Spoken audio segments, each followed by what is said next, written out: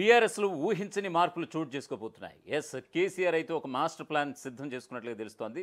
ఎందుకనంటే గనక బీజేపీ నూతన అధ్యక్షులుగా ఉన్నటువంటి రామచంద్రరావు, మరొక వైపు ఇటు కాంగ్రెస్ అధికార పక్షంలో ఉన్నటువంటి కాంగ్రెస్ ఎక్కడికక్కడ పాదయాత్రలు యొక్క సభలు సమావేశాలతో ఎప్పటికప్పుడు ప్రజలతో మమేకమవుతూ సాగుతున్నటువంటి ఈ దిశన ఖచ్చితంగా కేసీఆర్ అయితే ఒక పక్క ప్రణాళికతో మరీ ముందుకు వెళ్ళే విషయం అయితే తీవ్రంగా చర్చించబోతున్నట్లుగా తెలుస్తోంది. దీనికోసం బీసీ రాగం అందుకోబోతున్నట్లుగా అర్థమవుతోంది.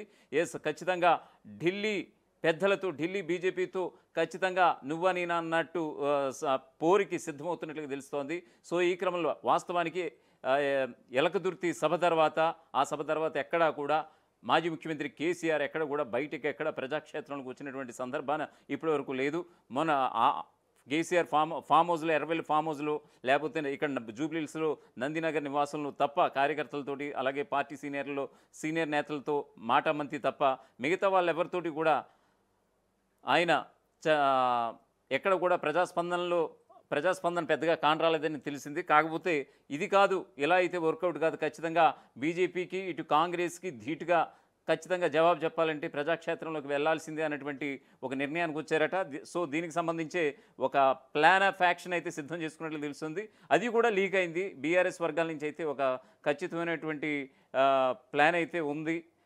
కేసీఆర్ సీక్రెట్ ప్లాన్ లీక్ అయింది. బీఆర్ఎస్లో ఊహించిన మార్పులు చోటు చేసుకోబోతున్నాయి. ప్రత్యర్థులకు కేసీఆర్ వ్యూహం షాక్ ఇవ్వబోతోందా? పార్టీ అంతర్గత విభేదాలకు ఫుల్ స్టాప్ పెట్టే ఆలోచనలో కేసీఆర్ ఉన్నారా? కాళేశ్వరం ప్రాజెక్టు నివేదికపై గులాబీ బాస్ న్యాయ సలహాలు తీసుకుంటున్నారా? లోకల్ బాడీలో ఎలాగోలాగా గట్టెక్కాలని తర్జన పడుతున్నారా? బీసీల రిజర్వేషన్ కోసం పోరుబాట పట్టాలని ఇప్పటికే నేతలకు ఆయన ఆదేశం కూడా ఇచ్చారా?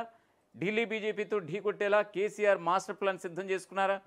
ఖచ్చితంగా ఇలాంటి అనుమానాలకి నిజంగా ఎన్నో తావిస్తున్నాయి. ఇప్పుడు బీఆర్ఎస్ వర్గాల్లో తెలుగు రాష్ట్ర రాజకీయాల్లో కేసీఆర్ స్టైల్ చాలా భిన్నంగా ఉంటుంది. చాలా కాలంగా సైలెంట్గా ఉంటూ ఒక్కసారిగా జనంలోకి వచ్చి సంచలనంగా మారుతారు.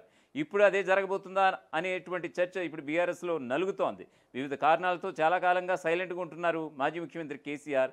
పార్టీ ఆవిర్భావం సందర్భంగా వరంగల్లో పెట్టినటువంటి సమావేశం తర్వాత మరోసారి జనంలోకి వచ్చింది లేదు. కానీ తరచూ పార్టీ నేతలతో మాత్రం సమావేశం అవుతూ వస్తున్నారు. కానీ గత వారం 10 రోజుల నుంచి ఏకదాటిగా మంతనాలు జరుపుతున్నట్లుగా తెలుస్తోంది. రాబోయే రోజుల్లో ఏదో పెద్దగానే ప్లాన్ చేస్తున్నారని పార్టీ నేతలు చెబుతున్నారు. ఎర్రవల్లి ఫామ్ హౌస్లోనే గురువారం కేటీఆర్, హరీష్ రావు, జగదీష్ రెడ్డితో సుదీర్ఘంగా సమావేశమయ్యారు కేసీఆర్. దాదాపు 10 గంటల పాటు సమావేశం సాగిందట. ఈవేళ కూడా అంటే శుక్రవారం కంటిన్యూగా సమావేశం జరుగుతుందని కూడా బీఆర్ఎస్ వర్గాలు చెబుతున్నాయి. అసలు కేసీఆర్ సమావేశాల వెనుక ఉన్నటువంటి అసలు ఉద్దేశం ఏమిటి అనేది నిజంగా తర్జన పడుతున్నారట పార్టీలో ఉన్నటువంటి శ్రేణులు సైతం.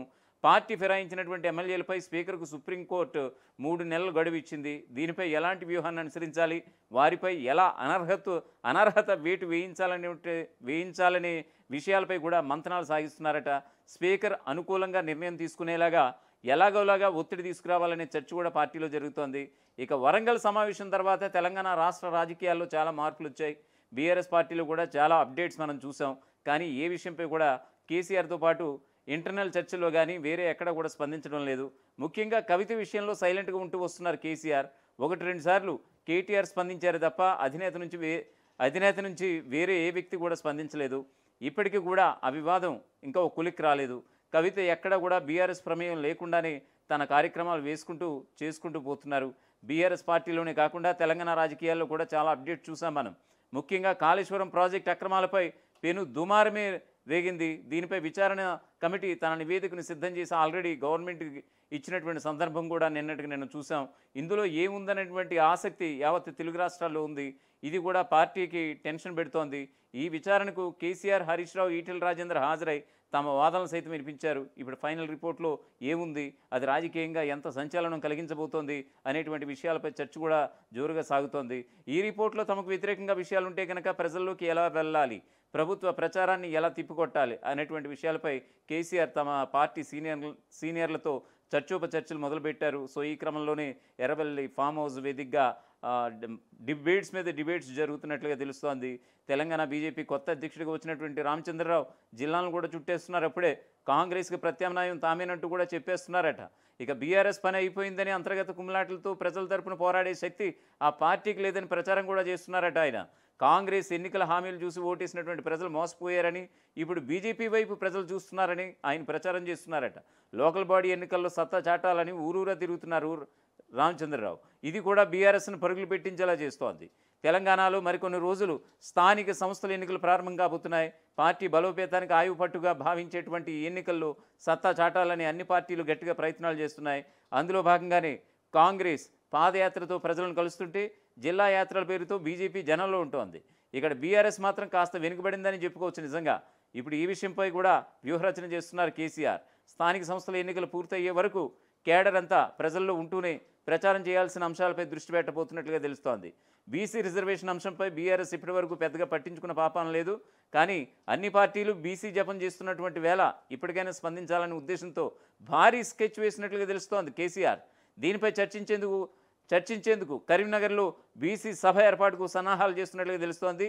దీన్ని విజయవంతం చేసి కాంగ్రెస్ బీజేపీకి షాక్ ఇవ్వాలని ప్లాన్ చేస్తున్నారు కేసీఆర్. ఇప్పటివరకు ప్రత్యర్థులు చేస్తున్నటువంటి ప్రచారం ఏమిటి, దాన్ని ఎలా కౌంటర్ చేయాలనే అంశాలపై ఫోకస్ పెట్టినట్లుగా తెలుస్తోంది. సో ఈ క్రమంలోనే ఎర్రవల్లి ఫామ్ హౌస్ వేదికగా యొక్క పార్టీ సీనియర్లతో మల్లగులాలు పడుతున్నట్లుగా మనకి అర్థమవుతోంది. అసలైన తొలి వెలుగు. ఫాలో వాట్సాప్ @తొలి వెలుగు official.